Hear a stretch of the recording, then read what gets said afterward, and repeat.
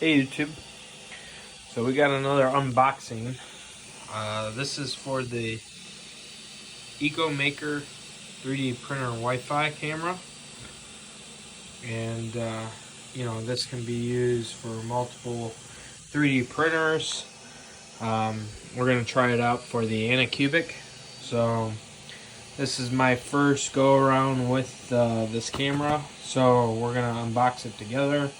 We're going to see what it can do, look at the app, see how easily it is to set up compared to the camera system on the Reality systems. So let's go.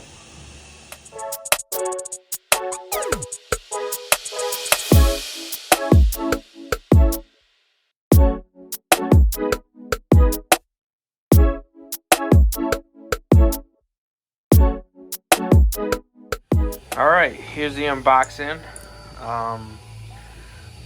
If you hear some Frozen in the background, hopefully it doesn't copyright me. My daughter's watching a movie. Here's the USB 2.0 cable that comes in the box. What else we got? Here's the camera itself. So here's the packaging. Oops, I got it upside down, sorry. Here's the side of the box. Here's the specifications. And then here's the one side. And that's it. So that's all that's in the package. So let's get rid of that. Let's take a look. We're gonna open this package up and see what we got. All right, so we're gonna unbox this camera box, see what we got here.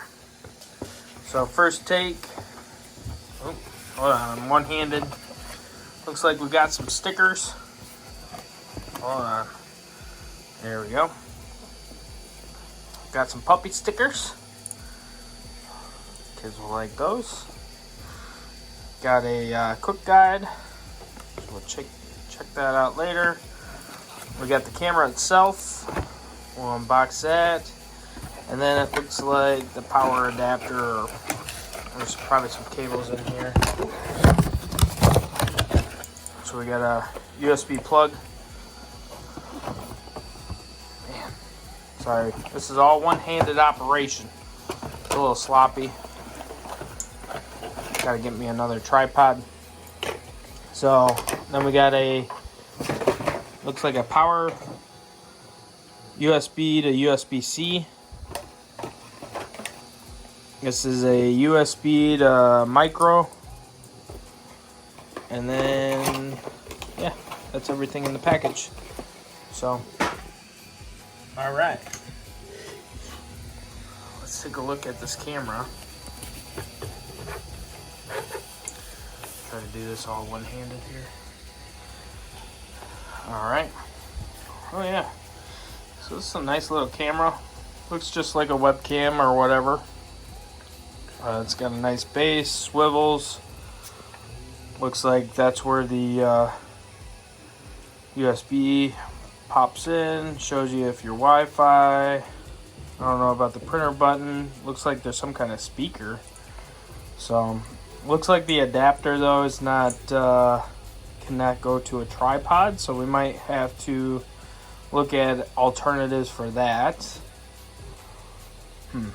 We'll have to think about that. Maybe we 3D print something with two little knobs that just swivel in and then mount to a tripod base.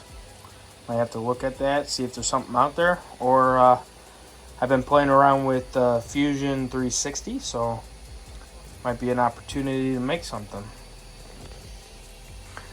Alright, so I'm going to download the app, and I'll get that squared away as far as setting it up. I'll run through the quick guide a little bit to see what tips and tricks they got in here, and we'll go from there. All right, looking at the quick guide, this is what everything means. Sorry for the glare. But yeah, you got a Wi-Fi indicator. Solid greens means we're connected. Flashing green means disconnected. You got a speaker. You got a printer indicator. So solid red means printer is connected. Flashing red is that you're disconnected. So that is good to know. You also got a Type-C socket for the power. You got the plug and hold 5 seconds, and you'll hear the voice of successfully resetting the camera. So I guess button number 2 is a reboot option, and then number 3 is our micro SD slot. So alright, so looking at the connections, we just go ahead and use the power brick to power USB-C cable, and then we plug that into the camera, and then we take the, I want to say the micro SD cable and plug that into the printer itself. So hopefully we have that option, because there was no adapters, and looks like we might have to use the UBS or USB 2.0, because that's the only option we have on this printer. So we'll dig into it. We'll see what we got to do, and then we also have to download the app. All right, so we got wires going everywhere, but anyways, we're gonna use the USB 2.0, plug it into the back of the camera. Then we're gonna plug in the USB-C to power brick, which I have that connected down there. But we're gonna plug this in. We should get some flashing lights. Looks like we are getting a printer light. And then we also have a green Wi-Fi light as well. So camera is ready for Wi-Fi connection. Well, okay, so that is definitely a speaker. Wi-Fi is ready. All right, so we gotta connect it up. I gotta download the app. That's the next step there. We could probably power on this guy right here. Get the Enomaker fired up. All right, and I'll get it all set up through the app. And if there's any issues with that, I'll let you know. All right, I got the camera hooked up. That's my temporary tripod stand for right now. I might have to raise it up a little more, but until I get one. This camera was extremely easy to hook up. I mean, it took less than probably 10 minutes to hook up. It was a matter of downloading the application, setting up a username and profile, and then it instantly went to setting up Wi-Fi connections.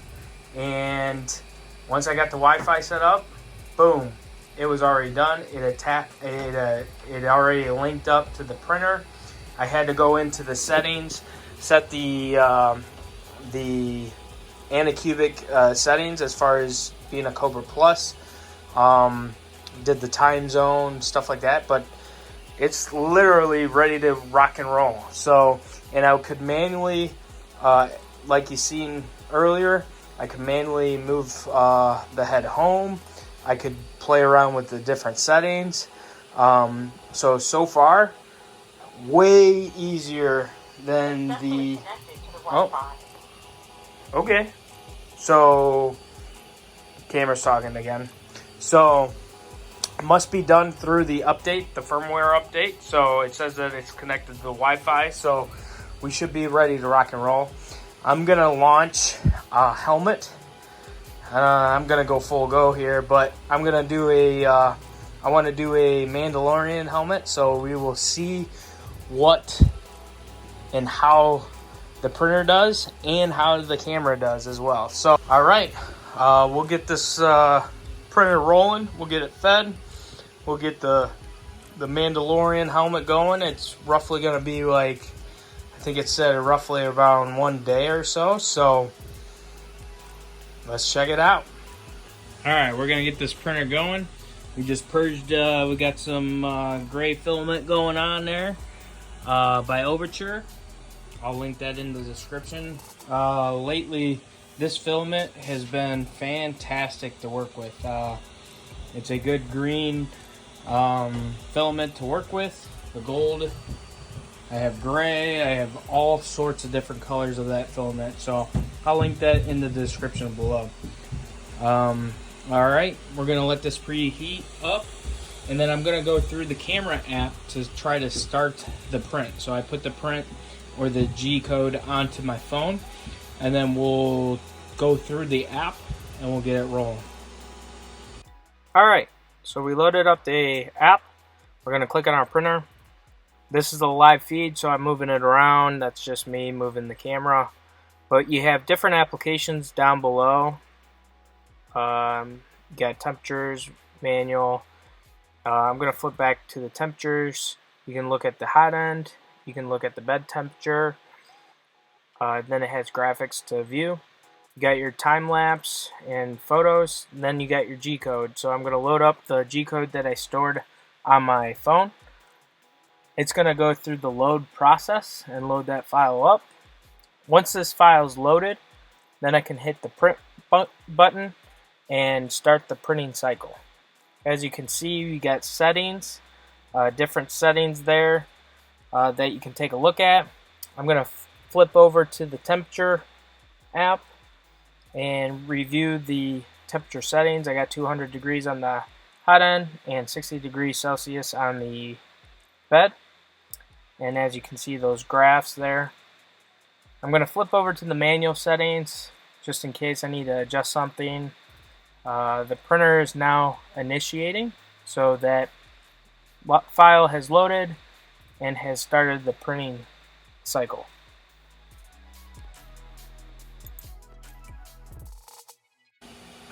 Alright, the print's off, it's going, and I got the camera going, so we'll see what it looks like in a couple days. Hopefully the prints, everything's sliced correctly and I got my settings dialed in. Let's check it out.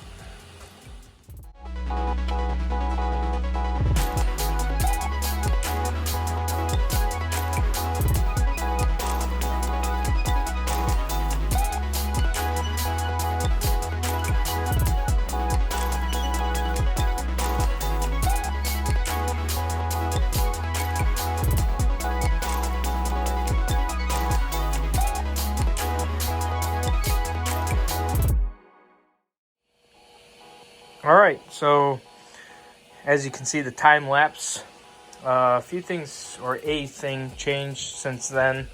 I must have misplaced my final review video, so I had to do another one. But overall, the Enomaker Minton camera was a overall recommended product from me. I think overall this is was easy to set up. I love the time lapses and the playbacks that you can get from it. And then overall, it's just a great setup. So as you can see, my my helmet came out fairly good. I had a ton of cleaning up to do. I still need to finish it, but overall, turned out excellent. I also upgraded the stand here, which I might have another video. I ended up making an adapter plate that can fit to the camera. I used Fusion 360 to develop it. So I probably could have searched online and found one, but I wanted to play around with Fusion 360, so I ended up doing that. I might make another video. Let me know if you want one, describing how how I made this, and I kind of went through revision 1 and then revision 2, but anywho, overall thoughts, great product. This is not a paid video or review. This is my own honest opinion. So I will leave the links down below. If you like this video, please like and subscribe. Thanks for watching.